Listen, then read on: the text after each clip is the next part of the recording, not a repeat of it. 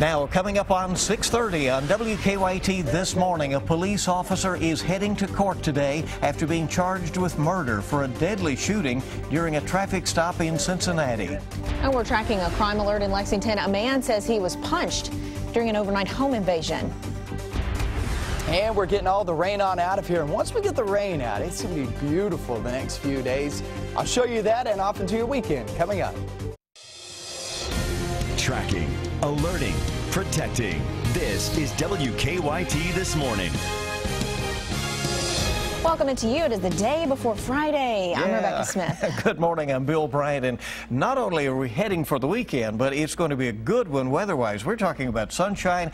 Best of all, those humidity levels are coming down. Here's meteorologist Micah Harris ahead of the news. Yeah, that is good news. That humidity way down, because that's really the key during the summertime. It's not about the temperatures. I mean, yeah, I guess if it was 95 degrees, it would be about that. But it's in the 80s. And as long as you're in the 80s and that humidity's down, it's all right. And the way we're going to get that humidity down is pushing this front all the way through. It's not through just yet. We're still seeing a couple of light showers back toward Knott County, Floyd, and Pike County. But everyone else, look how pretty that is. There in Lexington, the northern split. 71 there in Richmond. And you can see Frankfort and also the Tri-County area down south. Looks pretty good. Patchy fog, some here and there. But humidity is going to be dropping big time. And once that happens, it eats away that cloud cover, and you'll see mostly sunny skies later on today. It'll be nice, too.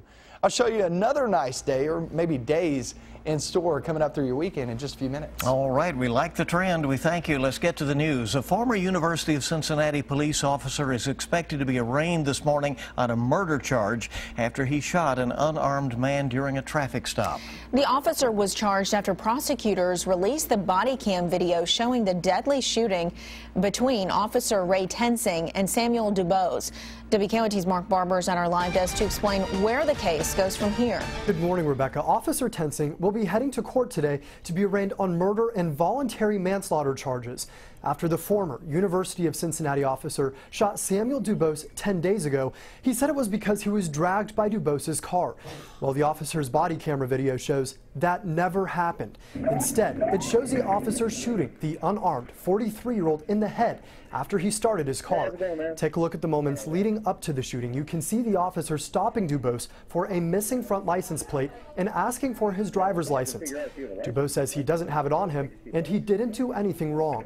We have decided not to show the shooting itself because the graphic video is very hard to watch. It is on our website if you want to see the entire clip. 43-year-old Dubose was a father of 10 and grandfather of 4. His family is still reeling from his death. My beef isn't with the police chief of Cincinnati. It's with Officer Ray Tensing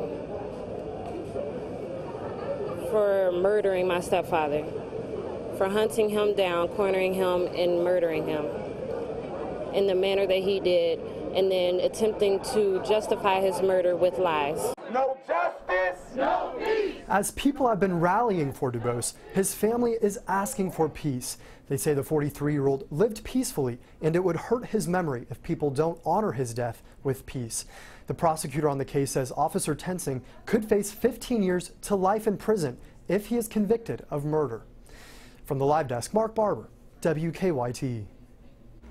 Thanks so much, Mark. Developing news this morning, a stretch of Leestown has just reopened after an overnight house fire. Problems out there all night long. The house is in Scott County, just past the Fayette County line. WKYT's Michelle Chamberlain is live there this morning with the details on what happened and the situation Yeah, now. Great news. This part of Leestown Road is now open. I'm near the Fayette County, Scott County line, and the road was closed since about 2:30 this morning due to a house fire, but it did reopen up at 6 o'clock this morning. Now, like I said, the road closed due to a house fire.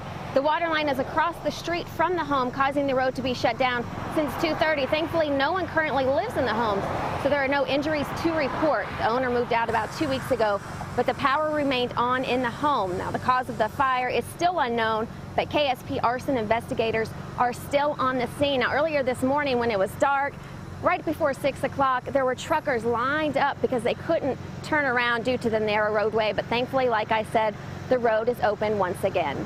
Live in Scott County, Michelle Chamberlain, WKYT.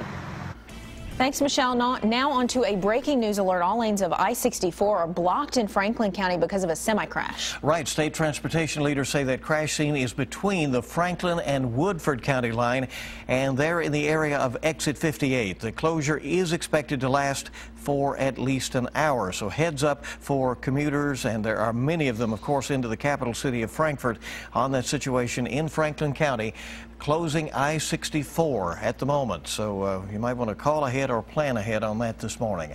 Another road has just reopened as well after an early morning crash. Lexington police say a truck crashed into a utility pole along Winchester Road near North Cleveland Road. Part of Winchester Road was closed for a few hours this morning while utility crews repaired the damage. Police don't know how the driver is doing.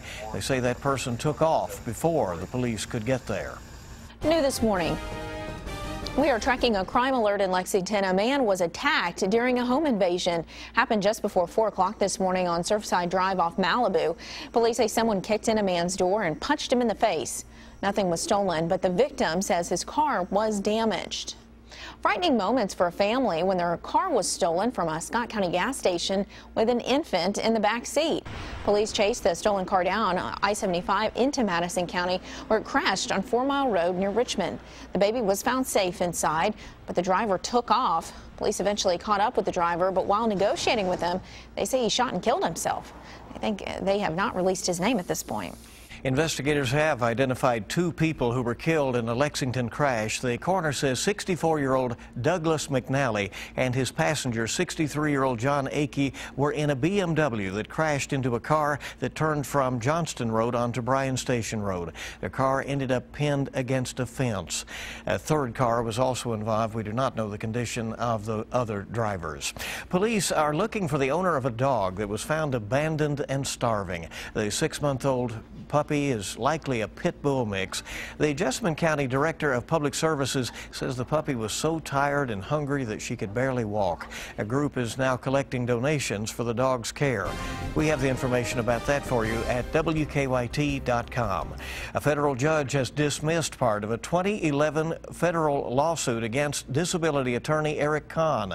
The Herald Leader reports the judge ruled the whistleblowers who filed the suit did not provide evidence that any of Kahn's clients improperly won disability benefits.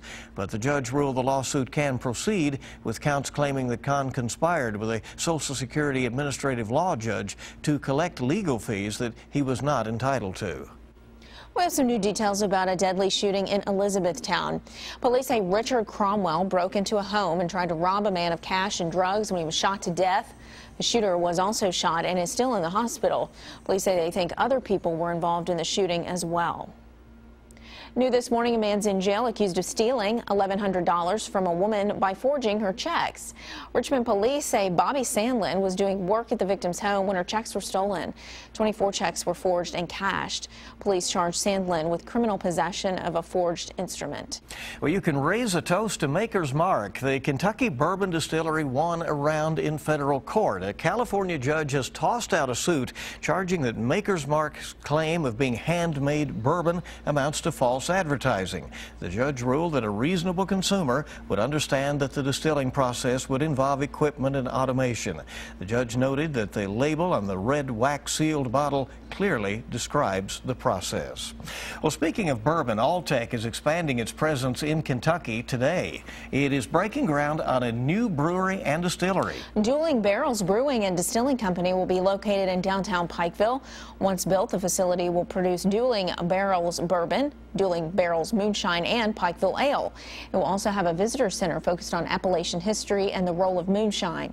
Today's groundbreaking is set for 9 o'clock this morning. And looked at as a very important piece of economic development for eastern Kentucky, so something that we'll be watching to see how that all goes down there. All right, let's check to see how traffic is moving right now and see what's happening. The time is 6:39. Here is Officer Don with our check on live drive traffic. Good morning, Don.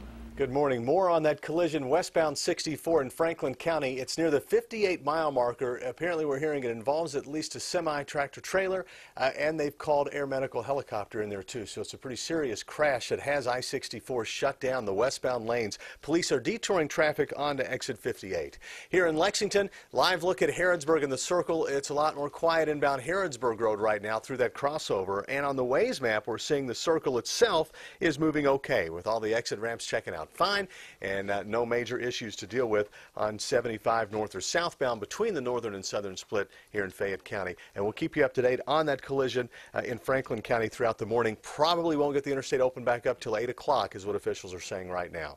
Now back to you in the studio. Okay, and that is a problem, of course, with, again, so many commuters in for state government. Yeah. All right, WKYT this morning on the air with all the latest. We have a lot more on the way on your Thursday. The old ball game has a new high-tech twist. See how a robot is helping to call balls and strikes.